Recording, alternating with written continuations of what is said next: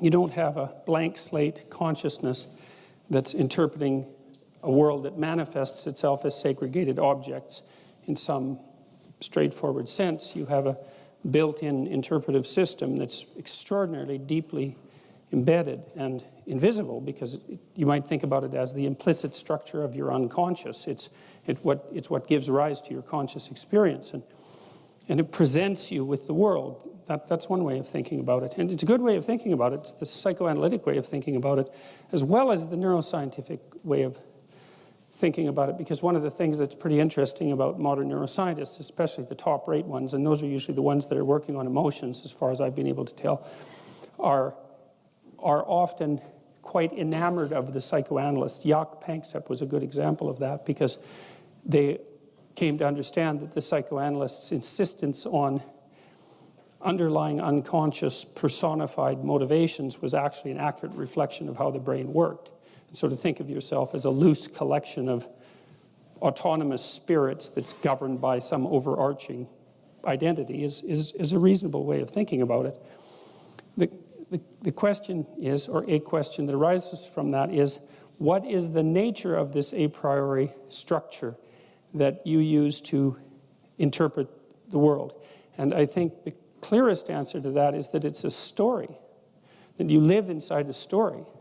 And that's very, very interesting to me, because I believe, and I have a couple of videos that lay this out, I believe that Darwinian presuppositions are at least as fundamental as Newtonian presuppositions. I actually think they're more fundamental, and that the fact that we've evolved story-like structures through which to interpret the world indicates to me that there's something deeply true about story-like structures. Or they're true at least insofar as the fact that we've developed them means that here we are living, and that it's taken 3.5 billion years to develop them. They're highly functional. And so we don't have much better definition of truth than highly functional. You know, that's about as good as it gets, partly because we're limited creatures and we don't have omniscient knowledge. And so the best we can do with our knowledge, generally speaking, is to note its functionality and improve it when it fails to work properly. I think the scientific method actually does that. And so the fact that we've evolved a story-like structure through which to interpret the world, that's pretty damn interesting. It says something fundamental about stories, and it's strange in the same way that the fact that we have hemispheric specialization for the known and the unknown, or for chaos and order and chaos, respectively, also says something fundamental about the nature of the world, if you assume that, you know, we've evolved to reflect the structure of the world, broadly speaking. And that's obviously not just the physical structure, the atoms and the molecules, but all of the patterned manifestations of the physical molecules as they build structures of increasing complexity across time.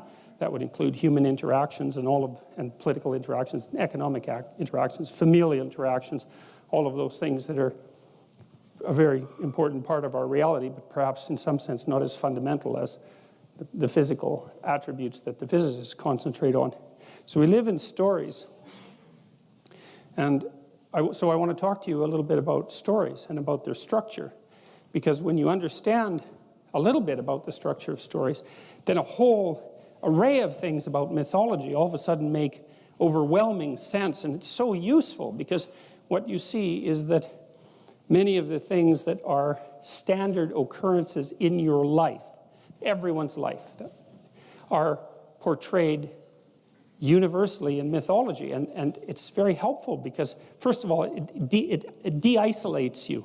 One of the things you learn as a clinical psychologist, contra the anti-psychiatrists, let's say, is that diagnosis is often a relief to people. You know, there's a problem with being diagnosed, because then you might be labeled, and then the label can follow you for the rest of your life. And once you're labeled as something, then strange things happen around you that often reinforce that label. Maybe you start acting it out more, or you adopt it as an identity. But there's a flip side of that, which is that the last thing that you ever want to hear when you go see a physician or a psychologist is, you know, I've never seen a case like yours before.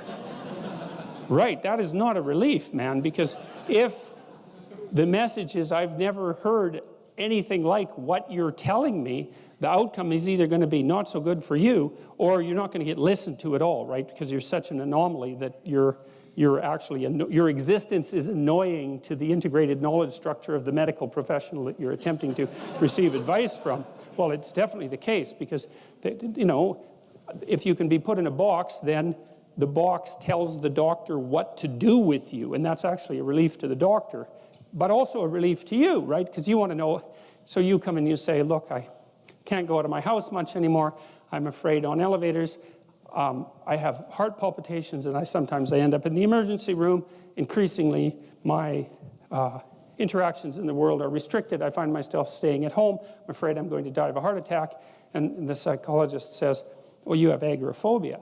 And it's like lots of people have that. And here's usually how it develops, and here's the treatment course. And, you know, we can probably do something about that. And it's like, well, you're not going to die of a heart attack now, probably. That's a real relief. You're not crazy in a completely unique way, and you're crazy in a way that might be treatable, you know. And so it's such a relief, because people come in there with a pile of snakes of indeterminate magnitude, and they walk out with one manageable snake, and it's still a snake, but, you know, one manageable snake beats a hydra, right? So, all right, so back to stories. So,